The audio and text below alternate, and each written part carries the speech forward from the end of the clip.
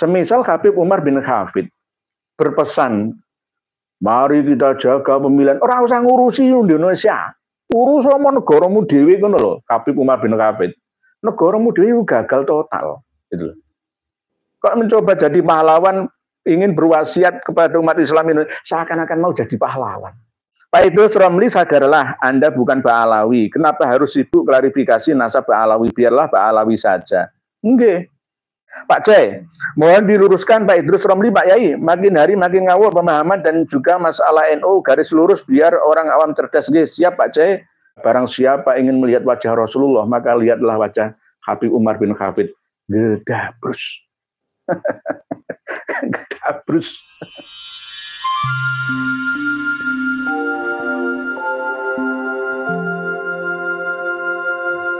Jadi Pak Garuda Sakti ini ya, suhroh wal istifadhah tanpa dasar valid, tanpa data valid tentang sahnya sebuah nasab, maka disebut nasab dongeng atau nasab tutur tinular. Gini loh cara menyocokkannya.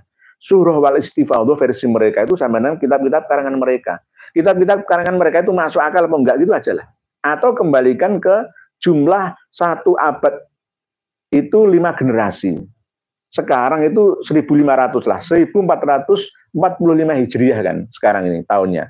Anggaplah 1.500 tahun. 1.500 tahun itu harusnya para habaib itu keturunan Rasulullah yang ke-75, bukan ke-39. Pasti ada yang terputus itu berarti. Terputusnya ya 550 tahun sampai 650 tahun itu. Coba dihitunglah secara normal. Dari Rasulullah sampai ke Imam Muhammad Al-Baqir itu cocok. Satu abad isi 5 generasi cocok. Tapi setelah itu mulai gak cocok.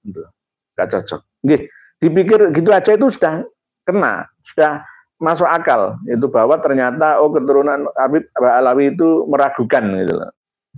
Nah ini aneh. Kalau kita pikir walik ya. Gini, Habib Rizik itu katanya keturunan Rasulullah yang ke-38. Padahal jarak hidupnya Rasulullah sampai sekarang itu sudah ada 1.500 tahun. Coba kita ya kembali belajar matematika lah ya. Dimanapun dalam satu abad 100 tahun itu bisa mengeluarkan dari bumi ini alias meninggal dunia atau generasi 5 minimal generasi. 100 tahun itu 5 generasi orang gitu. Canggah, nggih, buyut, mbah, bapak dan anak iso meninggal dunia dalam 100 tahun. Kita merdeka belum ada 1 abad, baru 78 menjelang 79 yang akan datang, ya kan? Baru. Lah, normalnya keturunan Rasulullah itu sampai ke Muhammad Al-Baqir. Selama 100 tahun, ya 150 tahun saat lahirnya Rasulullah, 100 tahun lah. Rasulullah itu wafatnya abad 11 Hijriah. Muhammad Al-Baqir itu wafatnya tahun 11 Hijriah, Rasulullah itu wafatnya lah. Muhammad Al-Baqir itu abad 1. Masuk ke abad 2, yakni 114 Hijriah. Wafatnya Muhammad Al-Baqir itu wajar, 5 generasi. Kanjeng Nabi Muhammad, Sayyidatina Fatimah, Sayyidina Husain atau Hasan, terus Ali Zainal Abidin, terus Muhammad Al-Baqir. Loh, 5 generasi dalam 100 tahun itu wajar. Itu. Wajar. Lah, kalau setiap 100 tahun itu 5 generasi, berarti kalau sekarang ya 1000 tahun, ambil 1000 tahun dulu. 1000 kali 5 berarti kan sekarang harusnya generasi ke-50 dari generasi Rasulullah. Jadi Habib itu secara hitungan normal nggak masuk akal, masih terputus antara 550 sampai 650 tahun itu benar. Ya itu tadi dikembalikan ke ini. Setelah Muhammad Al-Baqir itu sudah mulai kacau. Dalam kurun 12 generasi itu kok iso sampai 400 tahun. Ya kan? Wong Alwi bin Ubaidillah itu meninggalnya tahun 410-an. Kan nggak masuk akal. Harusnya generasi ke-20. 5 kali 4, 20. Berarti kalau sekarang 5 kali 10 aja itu generasi ke-50. Lah 500-nya. Berarti kan sekarang itu 75 generasi.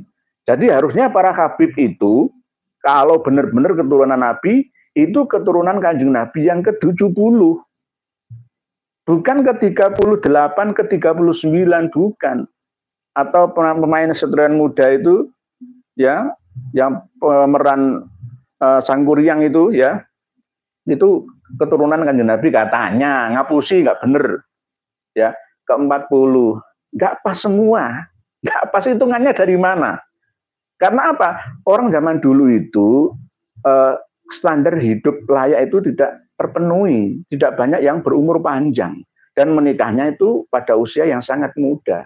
Contoh yang tidak masuk akal lagi, Ubaidillah membawa anaknya Basri atau Ismail dari Basroh pada usia 20 tahun, itu berarti menikah umur 12 tahun.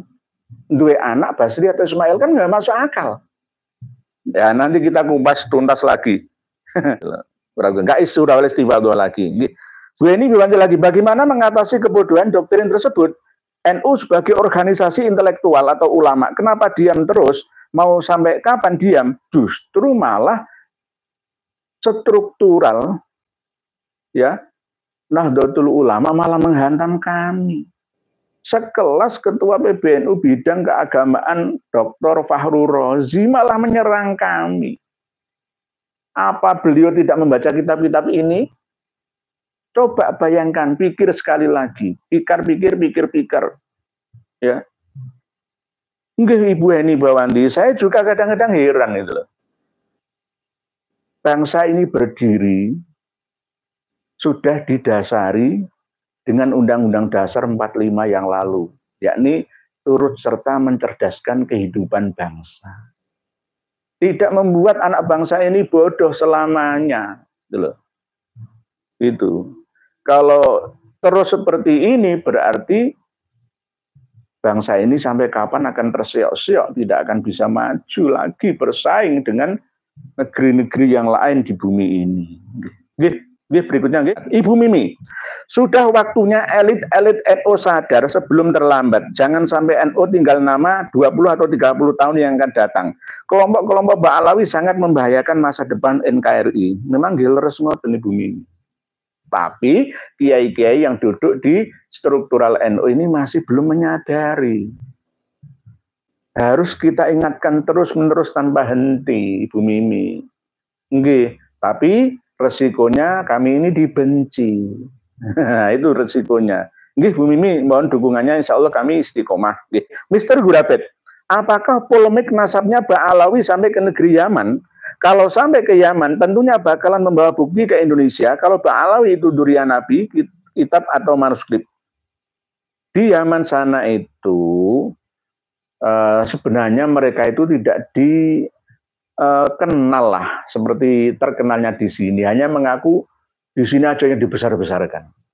Semisal Habib Umar bin Hafid berpesan, mari kita jaga pemilihan, orang usah ngurusi Indonesia, urus sama negaramu dewi ngono lho. Habib Umar bin Hafid, negaramu dewi gagal total gitu. Kok mencoba jadi pahlawan, ingin berwasiat kepada umat Islam Indonesia, seakan-akan mau jadi pahlawan. Karena apa? Saya nggak benci Habib Umar bin Hafid. Tapi ada orang yang mengatakan ada fatwa dari para Habib juga. Barang siapa ingin melihat wajah Rasulullah, maka lihatlah wajah Habib Umar bin Hafid. Gedabrus. Gedabrus. Aduh, Masya Allah. Naudzubillah, summa naudzubillah.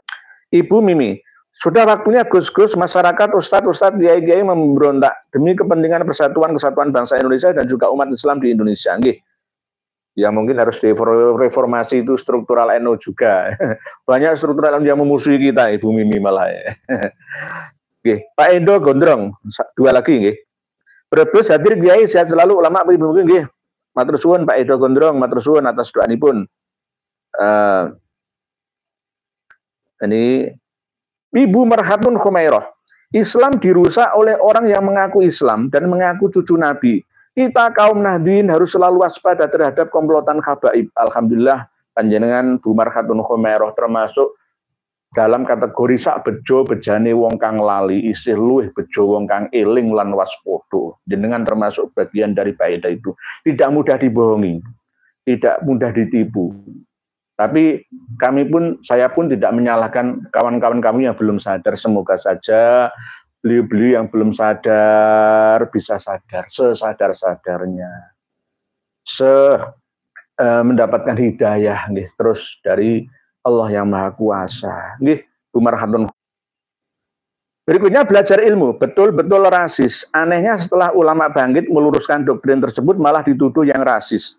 Nggih, Pak belajar ilmu. Yang dituduh rasis itu malah saya dan teman-teman. Pak Yai Haji Maduddin Usman, Gus Fuad, Gus Hasan Sarif, ya Said Muhsin, Gus Aziz Jazuli, Gus Ahong, banyak. Tidak hanya saya, itu semua itu rasis semua. Saya termasuk orang yang rasis. Dituduh balik seperti itu. Nggih. Pak Idrus Romli, sadarlah Anda bukan Ba'alawi. Kenapa harus sibuk klarifikasi nasab Ba'alawi? Biarlah Ba'alawi saja. Nggih. Penjajah itu sukanya mengadu domba. Sebenarnya itu saya itu males. Menghadapi sesama saudara sendiri itu males sebenarnya. Tapi bagaimana lagi? Beliau Kiai Idrus Romli juga menyampaikan seakan-akan itu meyakinkan gitu ya. Nah, kalau nggak dilawan ya nanti dianggap benar gitu. Kiai Idrus Romli kitabnya kitab sejarah, kitab nasab, ya kitab-kitab tasawuf karangan internal Ba'alawi harus lebih banyak lagi nambah ya, referensinya. Pak C, mohon diluruskan Pak Idrus Romli, Pak Yai, makin hari makin ngawur pemahaman dan juga masalah NU garis lurus biar orang awam cerdas. Siap Pak C, sudah kadang saya sindir beberapa kali di setiap konten kami Pak C. Jadi mohon Kang Idrus Romli itu belajar lagi lah itu loh. Ojo ngisi-ngisi ini. Said Muhammad As-Samarqandi Al-Madani kok dipahami oleh Habib Ali bin Abu Bakar As-Sakron As-Sagaf itu bagaimana? Habib Ali bin Abu Bakar As-Sakron itu sudah meninggal 101 tahun, kok memahami kitab At-Tuhfah itu bagaimana? Yang dipahami oleh Habib Ali bin Abu Bakar As-Sakron itu kitabnya Syekh Bahaudin Al-Janadi, yakni kitab As-Suluk fi Tabaqatul Ulama wal Muluk.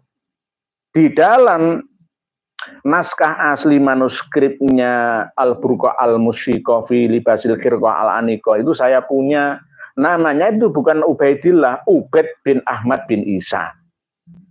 Ubaid bin Ahmad bin Isa. Lalu Abdullahnya As-Suluk pantese Ubaidillah. Lalu lahnya dibuat dari Ubaid. Oh, berarti nenek moyang saya, leluhur saya yaitu gitu loh. Lalu menambahkan lagi Alwi saudaranya Jadid.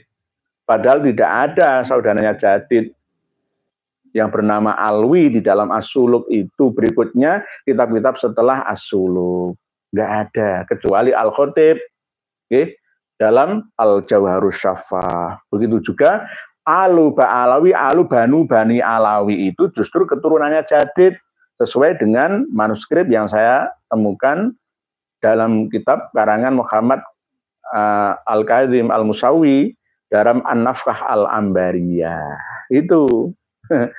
Jadi kalau nggak ngerti ya belajar lagi, tapi jangan dipublikasi, nanti malu-malui.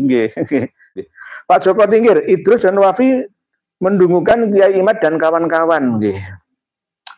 Cara ini Gus Lukman santri gunung ya. Dungu itu aslinya itu bahasa Jawa ya. Krungu atau ndungu. Aku ndungu suarane gluduk ya. Ndungu berarti krungu gitu loh. Bener terus dengan Gus Lukman. Ndungu berarti kamu dungu itu bukan berarti tuli itu enggak itu. Jadi salah arti ya. Jadi misalkan kalau dungu seperti kerbau ya itu berarti penghinaan. Yang menuduh jika tidak sesuai tuduhannya akan kembali kepada yang menuduh. Kiai Imad dan lain-lain dan kawan-kawan dituduh sebagai orang yang dungu seperti kerbau, ya maka kembali kepada dia sendiri yang menuduhnya. Jadi jangan, ya inilah namanya adu domba. Saya tuh sadar sebenarnya, yang memusuhi saya itu saudara saya sendiri. Saya sadar itu. Hati Gus Idrus Romli, Gus Wafi itu harusnya di pihak saya. Saya memperjuangkan anak cucu Anda ya tanpa apa istilahnya harus dikasih berapa demi apa demi ini demi itu, enggak. Saya ikhlas lillahi ta'ala. Gigapon sekali di share mungkin langsung komen yang buat status koplak. Mohon saya dimau indoi bagaimana cara berjuang yang komen teman sekelas. Nggih. Jadi kemungkinan Pak Gigapon mengatakan kami ini koplak, saya berbicara data. Ada yang mengatakan nggak hanya koplak kok, saya ini dianggap ODGJ kok Pak Gigapon. Saya mau ditangkap dimasukkan ke ODGJ di sumur katanya malah. Ada yang seperti itu. Nggih. Biarkan saja anjing menggonggong kafilah tetap berlalu. Ini dalam rangka perjuangan pasti ada tantangan dan rintangan. Pak Abdul Hanan, salam sehat ya. Nyimak terus. Gimana dengan Ustadz Idrus yang bilang dungu itu? Nggih. Yang dungu itu bukan saya, bukan Kiai Haji Imad, tapi sebaliknya. Yang menuduhnya nggih Pak Abdul Hanan. Karena ya yang namanya dungu itu tidak ada dasar keilmuan atau kitabnya, referensi datanya nggak ada. Saya bawa kitab semua. Kitab saya di sini kan sedikit lah, yang di studio, yang di luar studio ya banyak. Jangan takut nggih. Pak Abdul Hanan nggih. Nggih. Terus bahwa dukungannya Pak Abdul Hanan. Syekh Marhatin, Jember Habib palsu kok dibela-belain, hanya orang-orang yang bela-belain Habib serta seperti itu tutur tinular. Pak Kiai Nur nggih. Matur suwun Pak Syekh Marhatin atas nasihatnya. Semoga semuanya bisa sadar nggih.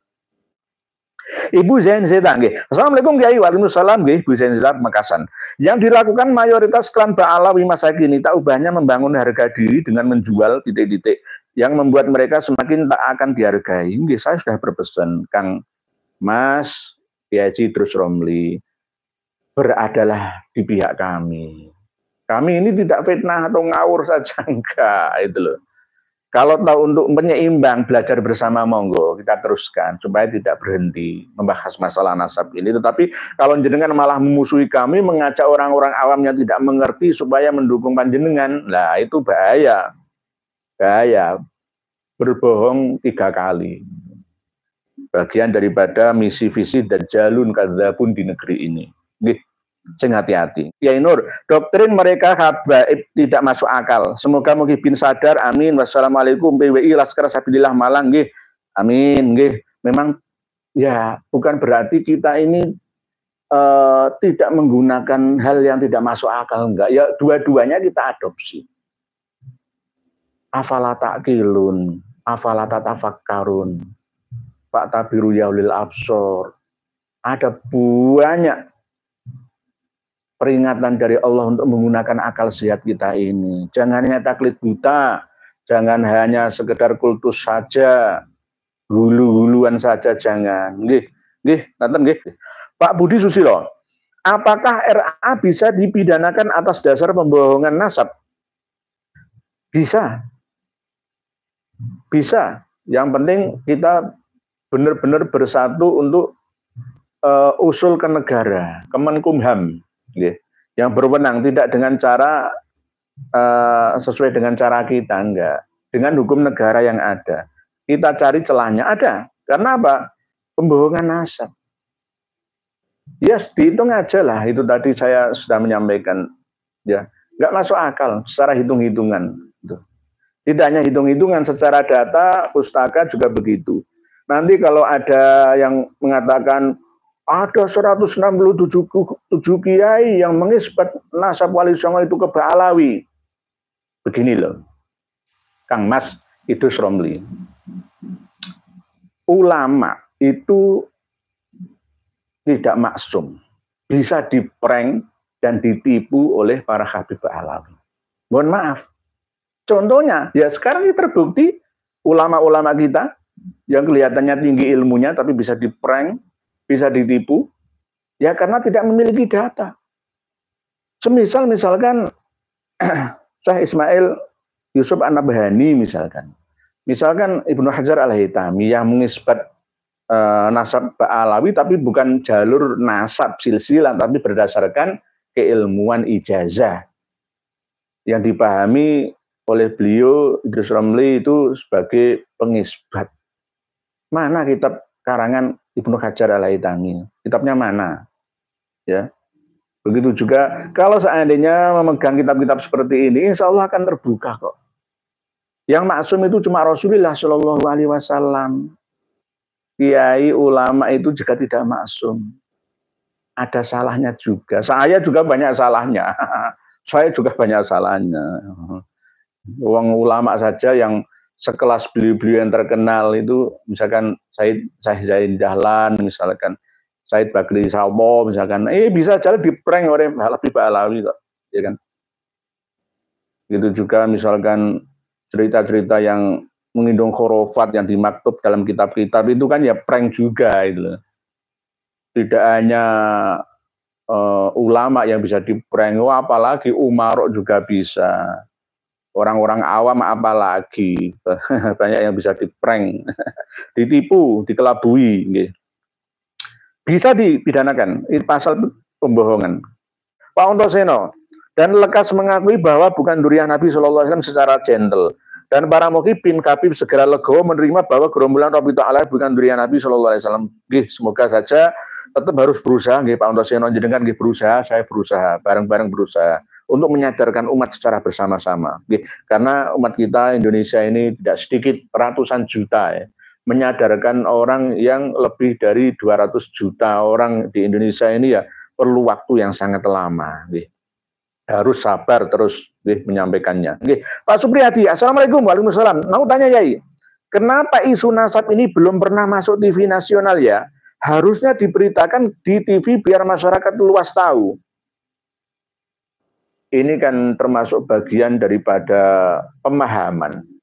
Mungkin bagian produksi, ya, reporternya itu, wartawannya itu juga belum paham, masih meneliti, belum cukup 2 tahun 3 tahun ini, mungkin perlu nanti tahun kelima kita dalam berjuang ini baru mereka mau mengangkatnya. Tapi alhamdulillah Malaysia sudah terbuka, Brunei sudah terbuka semua.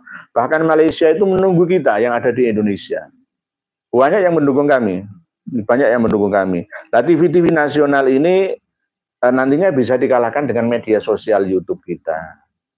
Yang penting dengan turut serta berusaha untuk menyebarkan kebaikan ini. Balighu anni walau ayatan, sama seperti pesan dari Rasulullah Shallallahu Alaihi Wasallam. Pak Supriyadi, insya Allah nantinya akan diangkat ke media nasional kita. Belajar ilmu. Alhamdulillah Pilpres kali ini cukup sejuk. Habib-habib yang biasanya keluar-keluar provokasi lumayan mereda. Hal ini menurutku setelah penghapusan habaib berupa silsilah nasab mereka dibongkar. Alhamdulillah belajar ilmu dengan adanya penyeimbang seperti ini. Alhamdulillah iso ngademno suasana. Saya juga ikut mengademkan suasana. Siapapun pilihan kita, itu adalah berdasarkan ikhtiyat dan ijtihad. Kalau salah 1 pahala, kalau benar dapat 2 pahala. Jadi jangan takut memilih, coblos salah satunya. Jadi semua ada kelebihan dan kekurangannya. Pesta harus membawa sukacita, jangan membawa duka. Dan semoga petugas KPPS aman, selamat, semua sehat adanya. Semoga lancar semualah besok, kecuali yang tertunda, seperti yang terkena bencana di Demak, Kudus bagian, Sumbawa, dan lain-lainnya. Pak belajar ilmu, matur suwun, alhamdulillah turut serta ngedem suasana. Pak Hadi Prayitno, Nusantara bangkit tak terbendung, insya Allah dongak pangestu panjenengan biidznillah. Karena apa? Bangkitnya dzurriyyah Rasulillah di seluruh dunia dan bangkitnya dzurriyyah Auliyaul Tis'ah di Nusantara Indonesia Raya ini. Begitu juga muslimin muslimah, semuanya tidak terima ya kita ini ditindas, makam-makamnya dirampas, makam-makam nggak jelas dialawikan versi mereka. Yang meninggal dunia di alam barzah itu tidak terima. Rubianto Rubi, Kalsel nyimak Yai. Kalimantan Selatan itu basisnya para Habib Alawi. Sing hati-hati. Nanti kalau jenengan di sana berani, insya Allah sekarang sudah terbuka kok, terbuka. Jangan takut lagi. Yang penting benar dan bayi data. Jangan fitnah saja. Pak Rubianto Rubi Kalsel nyimak ya ini monggo salam buat warga Kalimantan Selatan. Ian Kasela Kalimantan Selatan. Pak Winaryanto Anto, Pak Alawi semua dimanipulasi. Kita perlu waspada. Kiai harus merubah paradigma. Pokoknya nderek kiai karena banyak kiai yang nggak move on. Jadi pokoknya dari kiai itu jangan, kalau bisa jangan. Saya kan pernah berpesan juga, kalau saya salah, jangan diikuti. Coba dipikir-pikir, penyampaian saya tidak harus diterima langsung 100%, ditimbang dulu, difilter dulu. Kiai itu harus terbuka sekarang ini, nggak boleh tertutup.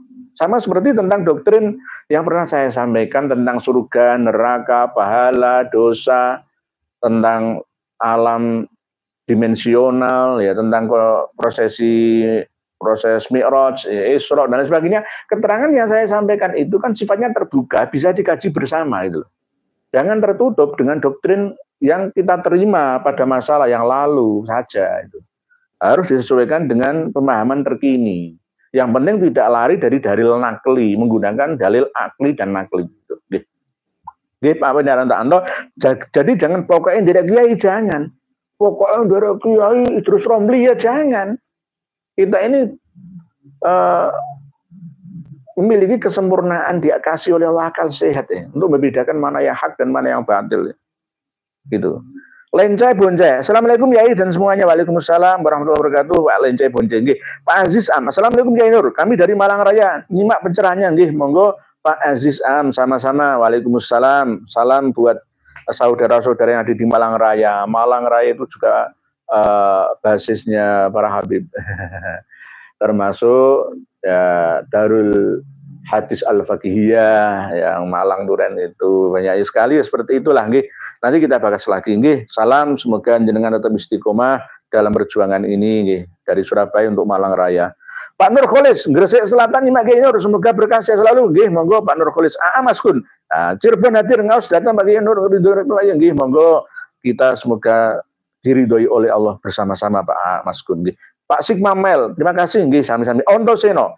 Assalamualaikum Mbak Yaya. Semoga sehat selalu, dijaga hati untuk selalu bersyukur atas nikmat iman lan takwa kepada Allah Subhanahu wa taala. Semoga gerombolan Rabitul Alawiyah diberikan hidayah. Amin. Nggih, amin atas doa panjenengan Pak Ontoseno. Semoga doa dan usaha kita bersama-sama ini didengar, dikabulkan, dimudahkan oleh Allah taala. Nggih. Dari Azkia ini, satu alim ulama warasatul anbiya masih lebih baik daripada 70 miliar habib dari yang belum lahir maupun yang masih hidup sampai yang sudah pada mati. Kalau nggak percaya bongkar makam-makam habib, ternyata banyak palsunya. Nggih. Nah, begitu nggih Pak Azkia ini. Jadi dibalik saja dalil itu. Ya, jadi salah dalam kitab mereka Al-Manhajus Sawi, Syarah Usul Thariqah As-Sadah Ali Ba'alawi, pengarangnya adalah Al-Habib Zain bin Ibrahim bin Smith Al-Ba'alawi Al-Husaini. Jadi tidak benar, semoga saja mereka mendapatkan hidayah. Jangan lagi menyampaikan khurafah. Ayo para habib yang ada di Indonesia turut serta mencerdaskan bangsa, jangan membuat bangsa ini bodoh. Jangan menari di atas luka. Yang bodoh itu rakyat Indonesia, yang pinter rumoso pinter sampean dhewe iku piye? Itu sama dengan perilakunya Landa atau Londo, Walondo, Holanda, Nederland. Jadi itu adalah prinsipnya penjajah untuk membuat bodoh bangsa yang dijajahnya, mengkelas-kelaskan, mengkasta-kastakan jajahannya. Sekarang sudah berhenti. Kita ini manusia yang merdeka seutuhnya. Sadarlah kalian, nanti tetap akan kami buka-buka terus. Supaya masyarakat dan umat ini tersadarkan, tercerahkan, tercerdaskan. Ibu Heni Wibawanti. Nderek ngaos Pak Kiai Nurehia, nderek tanglet sejak kapan munculnya doktrin Habib bodoh lebih baik daripada 70 kiai? Bukankah doktrin itu sendiri sangat bodoh? Nah, sejak dikarangnya kitab Al-Manhajus Sawi ini, abad ke-14, Ibu Eni Bawanti. Pengarangnya adalah Habib Zain bin Ibrahim bin Sumet. Marganya seperti marganya Dik Bahar Sumet. Atau tulisannya Smith. Ini Ba'alawi Al-Husaini. Ini juga berdasarkan dari kitab-kitab sebelumnya. Cuma secara besar-besaran itu disampaikan oleh para Habib Ba'alawi itu ya saat ini saja. Sebenarnya dulu-dulu saya nggak pernah mendengar itu. Mereka sudah berani menyampaikan halu seperti ini kan karena menganggap bahwa umat Islam Indonesia itu pada diam saja. Kiai-kiai ya banyak yang kelutuk, istilahnya begitu. Mohon maaf, banyak kiai yang yo wae itu loh. Sekelas Kiai Haji terus Romli saja itu masih taklid buta gak karuan. Coba Kiai Haji Romli, perbanyaklah referensi kitab panjenengan biar tidak buta sebelah. Mohon maaf. Baca coba kitab-kitab Ba'alawi itu. Coba direnungi sendirilah dengan akal sehat saja. Jangan dengan standar wali, standar manusia sehat, biasa akal sehat saja. Nih, Ibu Heni Bawandi, sudah lama sebenarnya. Pak Nur Salafi, kok namanya ke saya ini? Ada 3 Habib yang apabila dimintai tolong, maka secepat kilat akan membantu. Siapa mereka itu, Kiai? Wah, ini termasuk doktrin lagi. Jadi katanya itu wasilah, gitu. Perantara saja. Tetapi kalau menurut saya ini berbahaya. Wasilah ini berbahaya. Ada 3 Habib. Tercantum dalam kita ada kok. Nanti kalau saya ngomong saja bisa salah loh ya. Ada kitabnya. Ada kitabnya. Mohon maaf nggih. Mohon maaf sang sabar. Ini kitab bayi data. Ngaji itu harus bayi data. Gak boleh ngarang ngomong-ngomong saenake dhewe ya, tanpa dasar, harus ada datanya. Nah ini kitab Syarhul Ainiyah halaman 174. Halaman 174. Wa kana radhiyallahu anhu syari'ul ghauthi liman istaghatha bihi. Qala as-sayyid al-jalil al-allama al-muhaddis al-imam Muhammad bin Ali Alawi Khirid Ba'alawi yang mengarang kitab Al-Ghurur. Jadi kitab Al-Ghurur itu kitab halu. Kitab Al-Jauharus Syafaf itu juga kitab halu. Tapi terus dipakai oleh mereka. Sampai sekarang. Dianggap sebagai kitab yang sakti mandraguna. Gitu. Ini yang bilang adalah pengarang kitab Al-Ghurur. Akhbaroni mengabarkan kepadaku Asy-Syaikh Abdurrahman bin Ali annal arifina qalu. Mengabarkan kepadaku, yakni Habib Muhammad Ali Khirid, ya. Siapa yang mengabarkan itu? Yaitu Asy-Syaikh Abdurrahman bin Ali annal arifina, sesungguhnya orang-orang yang ahli ma'rifat qalu berkata, salah satun min ali Ba'alawi, 3 orang dari keluarga Ba'alawi, la tazalu khayla hamiyatihim, tidak pernah berhenti untuk melindungi dalam perlindungannya, wa ijabatihim, dan mengabulkan mereka musarrojatan muljamatan, yakni dengan terus menyambung manda'a, barang siapa yang berdoa bihim dengan lantaran mereka ujiba maka akan diijabahi.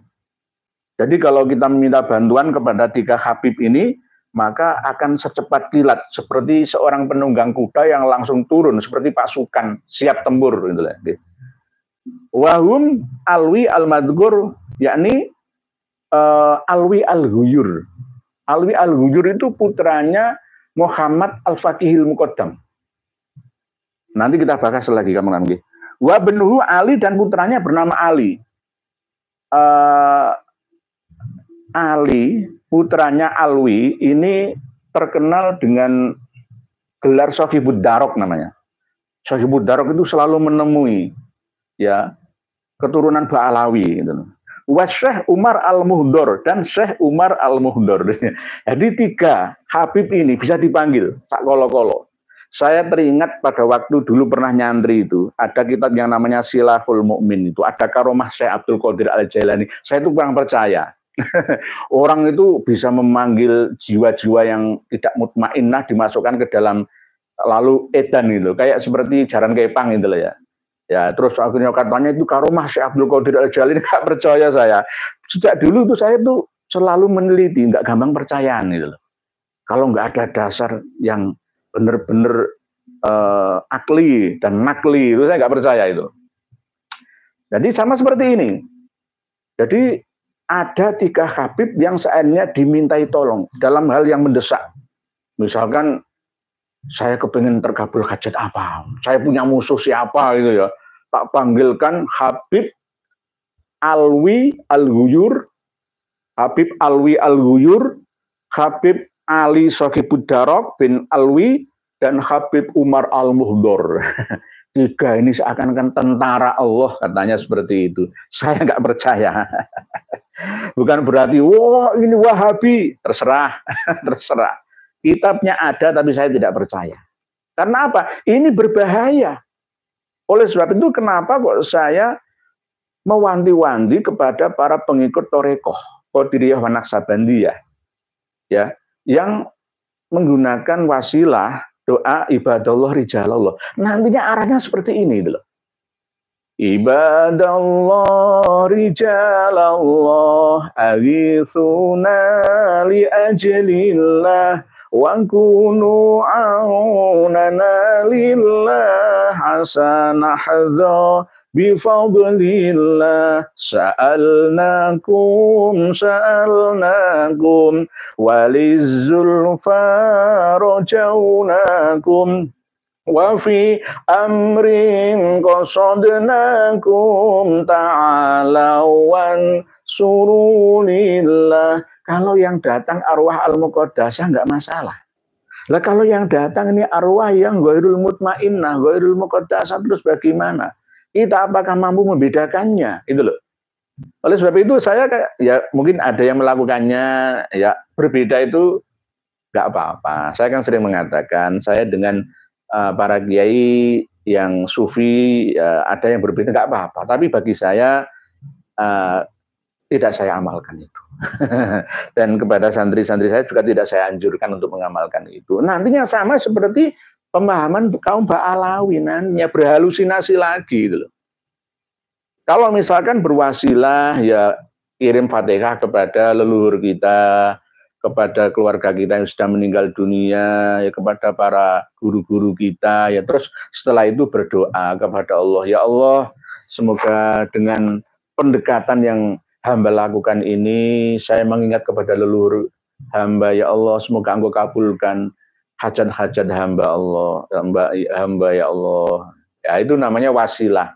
Saya bersedekah, saya beramal soleh, saya bersolawah, saya beribadah, itu wasilah untuk liyuqarribuna indallahi zulfa, untuk mendekatkan diri kita kepada Allah yang tinggi, ya kedudukannya. Jadi seperti itu. Jadi ada kitabnya tadi Pak Nur Salafi, yakni Habib Alwi Al-Ghuyur, putranya Muhammad Al-Faqihil Muqaddam, dan cucunya yakni Ali Sohibuddarok, dan cicitnya lagi yakni Umar Al-Muhdor. Jadi kembali ke Pak Nur Salafi, ada 3 Habib, yakni Habib Umar Muhdor, Habib Alwi Al-Ghuyur, dan Habib Ali Sohibuddarok. Para pendahulu Habib Ba'alawi itu memang banyak aneh dan nyelenehnya kitab-kitabnya. Tidak tidur selama 33 tahun. Satu Habib bodoh lebih hebat, lebih mulia, lebih terhormat daripada 70 orang kiai yang alim. Ada kitabnya, ini kitabnya. Selagi aroma kopi masih berada di mulutnya seorang manusia, maka malaikat akan memintakan ampun kepadanya. Ini hadis baru. Bikin hadis sendiri. Jadi lama-lama nanti ngaku jadi wali, ngaku jadi nabi, lalu ngaku jadi Gusti Ilahi Robbi, yang bisa menentukan semua alam semesta raya ini. Nggak ada rasa takutnya. Pak Blue Hazard, bukan cuma Habib Kiai, banyak ulama yang sudah mulai merasa menjadi nabi, bahkan menjadi tuan kerdil, memfatwa dan mengutip hadis dan Al-Quran dengan semaunya sendiri. Ya, ini yang harus dikritisi Pak Blue Hazard. Banyak orang yang ngarang-ngarang sendiri sesuai dengan pendapatnya, berdasarkan hawa nafsunya. Seakan-akan agama itu milik eyangnya, seenaknya. Agama ini sudah lurus, agama ini sudah sempurna. Jangan dibuat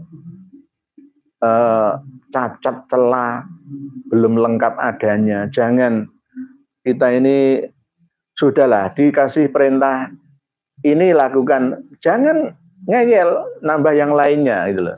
Islam itu mudah, jangan dipersulit. Islam itu luas, jangan dipersempit. Jangan membuat diri mengaku sebagai wali, lalu nabi, lalu gusti. Jangan. Jangan lupa akan bagian hidup kita di dunia. Seimbangkan antara dunia dan akhirat kita. Agama dan ilmu pengetahuan kita harus seiring sejalan bersama-sama. Nggih, Pak Blue Hazard. Ngoten nggih. Jadi jenengan Pak Blue Hazard, kalau ada kiai misalkan seperti saya, kiai jenengan kritik nggak apa-apa. Kiai sekarang harus moderat gitu loh. Jangan seperti dulu, zamannya beda. Ini abad 21 kok, abad 15 Hijriah kok. Nggih, matur suwun Pak Blue Hazard atas masukannya, kritikannya. Itu seganteng. Assalamualaikum warahmatullahi wabarakatuh. Waalaikumsalam warahmatullahi wabarakatuh. Teruskan Kiai Nur Yahya Salafi Surabaya. Kami orang bawah selalu mendukungmu walaupun jadi pion karena perjuangan ini sangatlah berat. Sudah 2 tahun silam. Nggih. Kita ini berjuang bersama sebenarnya. Tidak ada kata-kata kubur riasah, senang jadi pengarep enggak. Saya ini juga diundang oleh PWI Indonesia besok itu, tapi saya sudah ikut sami'na wa ata'na. Saya nggak mau rebutan jadi pengarep. Saya bisa ing ngarsa sing tulodo, ing madya mangun karsa, tutwuri handayani. Itu yang saya pegang. Jadi nggak perlu kita rebutan jadi pengarep. Harus ada imam, harus ada makmum. Jadi saya pun misalkan dijadikan sebagai pengarep masalah ini, Pak Idrus Ganteng ya siap. Tapi kadang Pak Idrus Ganteng juga yang harus jadi pengarep, jadi imam. Saya yang jadi makmumnya. Jadi sama-sama. Berjuang itu sama-sama berjalan itu. Pak Targo Channel, sumber ngepoh lawang dari nyimak Abayai. Semoga Abayai Nur Yahya selalu diberi kesehatan dan tetap memberikan pencerahan untuk umat serta para habib dan mukibin lekas mendapat hidayah dari Allah Subhanahu wa taala. Amin. Semoga semuanya mendapatkan hidayah Pak Targo Channel dari sumber ngepoh lawang Malang. Semoga kawan-kawan kami yang paling banyak kawan-kawan kami ini semoga dapatkan hidayah. Allah yang memiliki hidayah, kita hanya wasilah saja. Demikian.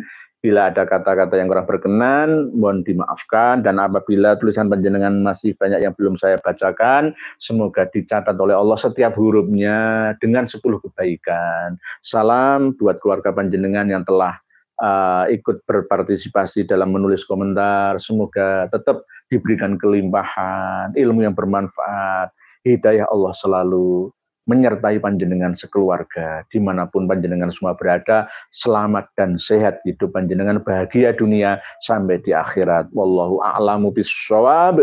Akhirul kalam, wassalamualaikum warahmatullahi wabarakatuh.